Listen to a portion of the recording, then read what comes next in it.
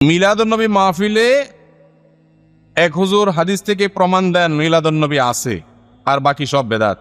আবার সিরাতুন্নবী মাহফিলে আরেক হুজুর এসে প্রমাণ দেন তারটা সঠিক, বাকি সব বেদাত। এখানে কোন পথ সঠিক, আমি কোনটা মানবো? আমি জেনারেল লাইনে শিক্ষিত। এক এক হুজুর এক একটা বলবে, এটা স্বাভাবিক, এটা অস্বাভাবিক না। নবী করিম সাল্লাল্লাহু আলাইহি ওয়াসাল্লাম বলে গেছেন, ফাইন্নাহু মান ইয়াইশ মিনকুম বাদি ফাসায়ারা ইখতিলাফান কাসীরা। আমার পরে যারা পৃথিবীতে বেঁচে থাকবা তোমরা দেখবা নানান মত, এক এক হুজুর এক একটা বলে, এরকম অনেক কিছু দেখবা তোমরা। ওই সময় আমরা কি করব? নবীজি বলে গেছেন না জান নাই? তিনি বলে গেছেন ফালাইকুম বিসুন্নতি, তোমরা দেখবা আমি কি করছি, রাসূল সাল্লাল্লাহু আলাইহি ওয়াসাল্লাম কি করছে। কোন হুজুর কি বলে দেখো, হুজুর কোরআন থেকে হাদিস থেকে রেফারেন্স দেয় কিনা, সম্ভব হলে মিলাও, বাংলা অনুবাদ হয়ে গেছে সব। এরপরে তুমি সেটা অনুযায়ী আমল করো। যদি আল্লাহ না করুক ভুলও হয় তোমার, তাও আল্লাহ মাফ করে দিবেন, কিন্তু হুজুরের দোষ দিয়ে পার পাবা না। আমি প্রায় সময় বলার চেষ্টা করি ভাই, একটা এক্সাম্পল দিয়া। আচ্ছা, এই যে আপনারা তেল খান, সয়াবিন তেল, বিভিন্ন ব্র্যান্ডের তেল আছে না? তীর আছে, রূপচান্দা আছে, বসুন্ধরা আছে, ফ্রেশ আছে, হ্যাঁ, পুষ্টি আছে, আর অনেকগুলো আছে না? কোনটা খাঁটি বলে? কোনটা বেশি খাঁটি? এটার কোনো উত্তর দেওয়া যাবে? কারণ সব কোম্পানির বোতলের গায়ে লেখা আছে 100% খাঁটি। আজ পর্যন্ত কোনো কোম্পানি পাইছেন যে বলে ভাই আমি 2 নম্বরই কথা বলি না, আমার 99% খাঁটি, 1% ভেজাল আছে? এরকম বলে কেউ? বলার সময় তো চান্দু বলে কি 100% খাঁটি। আপনি তখনও রাগ করে বলছেন যে এ বেলায় এরটা খাঁটি, এর বলে এরটা খাঁটি, এই বলে এরটা খাঁটি, এতজন এত কথা বলে, তো তেলই খাবো না। শেয়ানা পাবলিক, এখানে তো এটা বলেন না। একদিন এটা কিনা খান, আরেকদিন ওইটা কিনা খান, দেখেন পেটে বুটবাট করে কিনা, ফুটফাট করে কিনা, শরীরের সাথে আপনার ম্যাচ করে গেছে, টাকাও মিলে গেছে, কোনোটা ভালো মনে হয়েছে আপনি সেটাই খান। ঠিক না ভাই? ঠিক। বিবেক খরচ করেন, বুদ্ধি খরচ করেন, বুঝার চেষ্টা করেন। দুনিয়াটা তো ভালোই বুঝেন মাশাআল্লাহ। শুধু আখিরাতের বেলা আসলে, ইসলামের বেলা আসলে শুধু হুজুরদের গায়ের সব দোষ দিয়ে আপনি ফেরেশতা হয়ে যান। আমরা কোন দিক যাব? বাহ, আল্লাহ আপনাকে আকল বিবেক দিছে না দেয় নাই? 7 সমুদ্র 13 নদী পার হইয়া নামটাও লিখতে পারে না, 1 2 3ও চিনে না, এই লোক সৌদি আরব চলে গেছে। আছে না নাই? পয়সার জন্য তো অনেক কিছু করতে পারেন। ইসলাম বোঝার জন্য কয় হুজুরের কাছে গেছেন, কয়টা কিতাব খুলছেন, কয়টা কোরআন খুলছেন, হুজুরের কাছ থেকে দলিল খুঁজছেন, ভালো করে 10 হুজুরের কথা শুনে কোনটা সঠিক মনে হয়, কোনটা নবীজির সাথে মিলে, কোনাদের সাথে মিলে, এটা একটু যাচাই করার চেষ্টা করি, একটু চেক করার চেষ্টা করি, ক্রস চেক করার চেষ্টা করি। কয় জায়গায় গেছেন? 50 টাকার একটা লাউ, এটা কেনার জন্য টিপতে টিপতে টিপতে লাউরে এমন 12টা বাজান বাজাইছেন যে লাউ বেচারা বেচতে বসছে, সে বলে ভাই কিনলে কিনেন, না কিনলে নাই, খবরদার নখ দিবেন না। ঠিক না ভাই? ঠিক। যে 50 টাকার লাউটা কিনবো, এটা যেন ভেজাল না হয়, এই জন্য আমি টিপা দেখি, তাই না?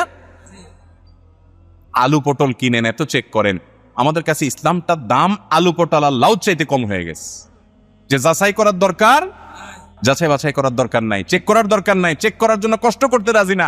লাউর পিছনে যত কষ্ট করি, যত টিপ দেই, হুজুরদেরকে এত টিপি টিপি দেখি না, হুজুরেরটা ঠিক না ওরটা ঠিক। ঠিক না ভাই? ঠিক। আল্লাহ তাআলা আমাদেরকে বুঝার তৌফিক দান করুন। আল্লাহর নবীর নামে দুরূদ প্রেরণ করা, সাল্লাল্লাহু আলাইহি ওয়াসাল্লাম, তার প্রতি দুরূদ প্রেরণ করা, এটা অনেক বড় ইবাদত ভাই, অনেক বড় সওয়াবের কাজ। আপনি যদি চান আল্লাহ আপনার সব দোয়া কবুল করুক, তো আপনি দুরূদ শরীফ পড়বেন। আপনি যদি বিপদে পড়ে যান, সবচেয়ে বেশি দুরূদ শরীফ পড়বেন, দেখবেন সাথে সাথে আল্লাহ তাআলা বিপদ দূর করেছে। দুটি আমল, দুরূদ আর ইস্তিগফার, আমার জীবনে অনেকবার দেখেছি আমি চরম বিপদের মুখোমুখি। এই দুইটা আমল প্রতি মুহূর্তে করতে থেকেছি। আল্লাহ তাআলা অলৌকিকভাবে, অবিশ্বাস্যভাবে সাহায্য করেছেন। নবী করিম সাল্লাল্লাহু আলাইহি ওয়াসাল্লামের হাদিস থেকে স্পষ্ট বোঝা যায়, দুরূদ এবং ইস্তিগফার, এই দুইটা আমল কোনো বিপদগ্রস্ত মানুষ যদি করতে থাকে, আল্লাহ রাব্বুল আলামিন তার জন্য এমন পথ বের করে দেন, সে কল্পনা করতে পারে না বিপদ দূর করার। তো এই যে দুরূদ, এত ফজিলতপূর্ণ আমল, এই দুরূদটা বসে পড়বে না দাঁড়ায় পড়বে? কথা বলেন। দুরূদ বসে পড়তে হবে না দাঁড়ায় পড়তে হবে? দুরূদ বসে পড়বে না দাঁড়ায় পড়বে?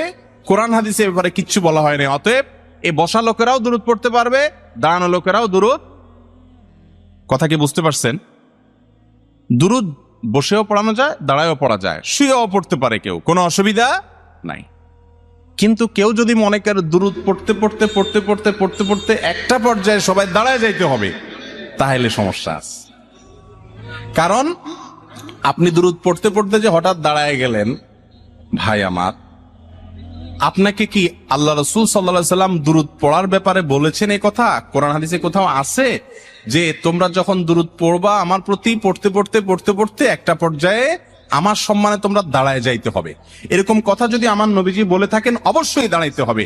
কোরআনে যদি বলে থাকে অবশ্যই করতে হবে। আর যদি কোরআন হাদিস না বলে তা আপনি বসা আলাদেরকে বলবেন ভাই দুরুদ পড়তেছেন দাঁড়ায় যান, অথবা দাঁড়ানোদেরকে আমি যদি বলি ভাই আপনারা দাঁড়ায় দাঁড়ায় দুরুদ পড়তেছেন কেন, বসে যান, এই দুইটার কোনোটাই করার অধিকার আমার আছে নাই। আমাদের যেসব ভাইয়েরা দুরুদ পড়তে পড়তে হঠাৎ দাঁড়ায় যায় ওনারা কিন্তু নবীজির সম্মানার্থেই দাঁড়ায়, ঠিক না বেঠিক? নবী করিম সাল্লাল্লাহু আলাইহি ওয়াসাল্লামের প্রতি সম্মান ভালোবাসার জন্য দাঁড়ায় না?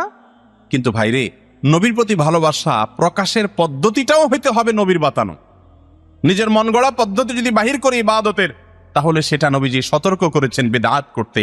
ভাইরা আমার, যারা কিয়াম করেন, মিলাদ পড়তে পড়তে দাঁড়ায়া কিয়াম করেন, তাদের প্রতি আমাদের অনুরোধ, রাগ করার কিছু নাই ভাই। আমি আপনার মুসলমান ভাই, আমি চাই আপনি আমার সাথে জান্নাতে যান, আমি আপনার সাথে জান্নাতে যেতে পারি। আমি আপনার ভালোর জন্য বলছি। আপনি যে সমস্ত আলিমরা আপনাকে বলেন কিয়াম করার জন্য, ওনাদেরকে অনুরোধ করেন যে হুজুর, কোরআন হাদিসে কোথাও আল্লাহ নবী সাল্লাল্লাহু আলাইহি সাল্লাম কি দুরুদ পড়তে পড়তে দাঁড়ায় যেতে বলেছেন কিনা, যদি বলে থাকেন সেটা কোথায় আছে আপনি দেখান, আমিও একই আমল করবো ইনশাআল্লাহ। আর যদি না থাকে তাহলে সেক্ষেত্রে নিজের মন গড়া যদি আমি ইবাদতের পদ্ধতি বানায় নিই তাহলে বেদাত হবে, আর বেদাতের ঠিকানা হবে জাহান্নাম ভাই। আচ্ছা, আমরা নামাজের মধ্যে দুরুদ কি আপনাদের এলাকায় বসে পড়েন না দাঁড়ায় পড়েন? নামাজের মধ্যে শেষ বৈঠকে দুরুদ পড়েন না আপনারা? এই দুরুদটা কি বসে পড়েন না দাঁড়ায় পড়েন? এই দুরুদের চেয়ে শ্রেষ্ঠ কোনো দুরুদ নাই। সেই জায়গায় দুরুদ পড়তে পড়তে যদি দাঁড়ানো না লাগে তা নামাজের বাইরে কেন দাঁড়ানো লাগবে ভাই?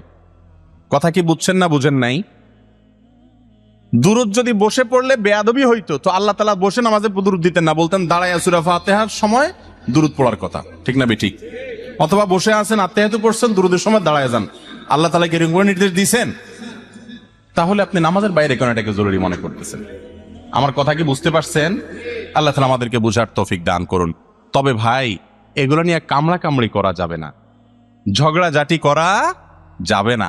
ভাইয়েরা আমার, অনেক লোকজন আছে আমাদের সমাজে যারা এগুলো নিয়ে মারামারি করে। যদি কেউ কিয়াম করে, আমার কোনো ভাই করুক, তার সাথে ঝগড়াঝাটি বা গন্ডগোলে যাবেন না। এই গন্ডগোল করার কোনো অনুমতি ইসলাম আমাদেরকে দেয় নাই। আপনি না করাটাকে মনে করতেছেন সুন্নাহ সম্মত, আপনি করবেন না, কিন্তু কোনো ভাইয়ের সাথে ভেজালে যাবেন না। এলাকাতে আজ মুসলমানদেরকে শয়তান অনেক রকম ভেজালের মধ্যে লাগাই দিস। আমি মাসআলাটা চেষ্টা করছি কোরআন হাদিসের আলোকে আমার দৃষ্টিভঙ্গি তুলে ধরার। যদি আমারটা ভুল হয় তাহলে আরেকজন তারটা তুলে ধরবেন, মানুষ সঠিকটা গ্রহণ করবে। কেউ যদি কোনো আলেমের মাসআলা ফতোয়া শুনে আমল করে না, তিনি ভুলও করেন, তার বুঝে মনে হয়েছে এটা সঠিক, তারপরে দেখা গেছে ভুল, ইনশাআল্লাহ আল্লাহর কাছে মুক্তি পেয়ে যাবে, নাজাত হয়ে যাবে, তো আপনি ঝগড়া করে লাভ কি? বুঝতে পারছেন কথা?